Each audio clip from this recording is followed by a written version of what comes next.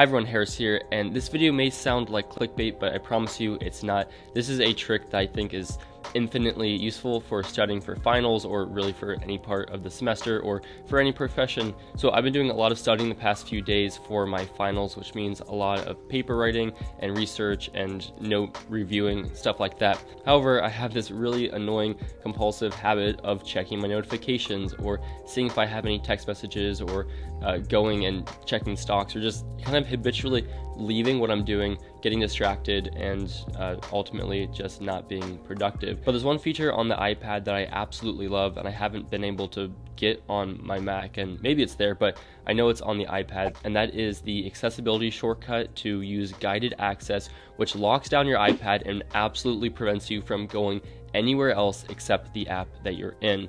This is used for like kids to make sure they don't, go through your email or text. Guided access is a hugely valuable tool to make sure you don't get distracted. So in order to turn this on, you're going to go into your settings, you're going to go into accessibility and scroll all the way down to the bottom. From there, you're going to see guided access. Go ahead and turn that on, as well as the accessibility shortcut option below that. Then go to accessibility shortcut and you're going to click guided access. So whenever you're in an app such as Safari for working on a document, triple click your power button and you'll be able to turn on guided access. You'll see a few different settings, such as what you want to be enabled or disabled, as well as a time limit, which also works as a good way of getting breaks in during your studying.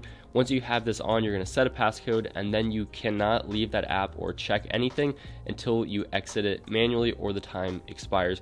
So it's a really great way of staying on top of your work, not getting distracted, just making sure that what you're working on is what you're actually working on. Let me know if you have any questions or if this tip is useful for you. Thanks for watching, and make sure to check out some of my other student technology videos.